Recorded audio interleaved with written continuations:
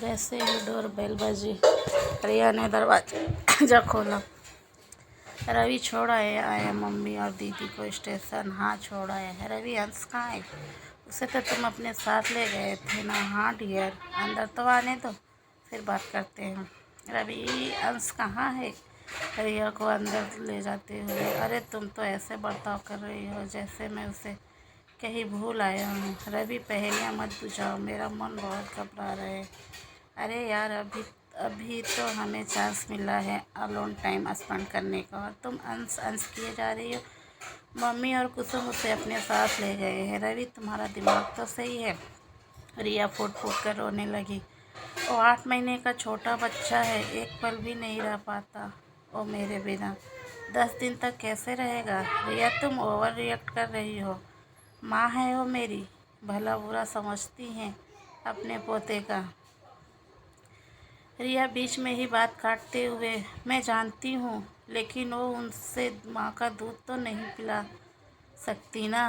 रिया, ये क्या रट लगा रखी है? माँ का दूध, माँ का दूध।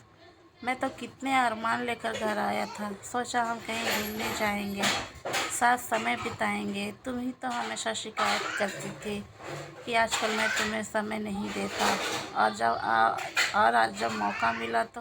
रिया ज़ोर ज़ोर से रोने लगी। उसे ऐसा लगा रहा था मानो किसी ने उसके जिस्म से उसकी जान को अलग कर दिया हो। वह चिल्लाने लगी और गिड़गिड़ाने लगी। मैं कुछ नहीं जानती रवि, तुम मेरे बच्चे को मेरे पास ले आओ, वरना मैं रो रो कर अपनी जान दे दूँगी। रिया, पागलपन छोड़ो। रवि, मैं उसकी माँ हूँ। क्या मेरा इतना भी हक नहीं बनता कि मेरे बच्चे को ले जाने से पहले एक बार मुझसे पूछ तो लेते? और तुम जरा भी नहीं सोचा ऐसा कैसे ले जाने दिया? इसका मतलब तुम सब जानते थे। बोला रवि। बोलो रवि, बोलते क्यों नहीं?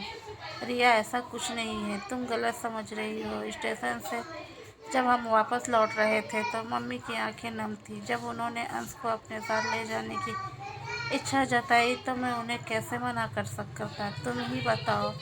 10 दिन की ही तो बात है। रिया, बस करो अब। रवि, तुम नहीं समझोगे एक माँ के दिल पर क्या गुजरती है जब कोई उसके दूध पीते बच्चे को उससे अलग कर दे।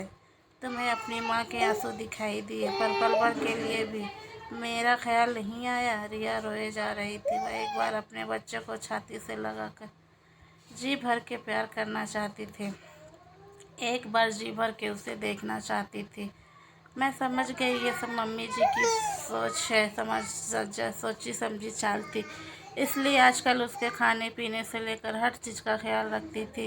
यहाँ तक कि उन्होंने तो अंश के कपड़े भी अपने रूम में शिफ्ट कर लिए थे। मैं भी आश्चर्य में पड़ गई कि अचानक दादी का अपने पोते पर इतना लाड देखकर। लेकिन मैं नहीं जानती थी कि वो मेरे खिलाफ साजिश रच रही हैं। बस करो रिया, ममता के मुँह में अंधी होकर तुम कुछ भी बोले जा रही हो। इतने फ़ोन की घंटी बजी। रिया रो रही थी तो रवि ने फ़ोन उठाया। सामने से आवाज़ आई, भैया भाभी को दो, मुझे उनसे बात करनी है।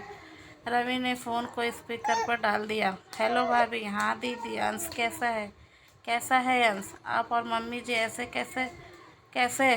कम से कम मुझे बता तो देते। क्या बात है भाभी, आपका 8 महीने का बच्चा आपसे अलग हुआ तो आप इतना दुख हो रहा है? मेरी माँ से आपने उनका 25 साल का बेटा छीना। कभी सोचा उनके दिल पर क्या गुजरती होगी?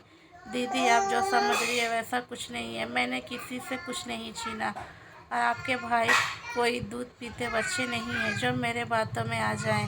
बाकी आप खुद समझदार हो। इतना कहकर रिया ने फ़ोन काट दिया। रवि को के तो जैसे पैरों तले ज़मीन खिसक गए। उसने अपने अब सपने में भी नहीं सोचा था कि उसकी माँ और बहन रिया से बदला लेने के लिए एक छोटे से बच्चे का सहारा लेंगे, जिसे वह दादी और बुआ का प्यार समझ रहा था। वह तो रिया के प्रति उनकी नफरत थी।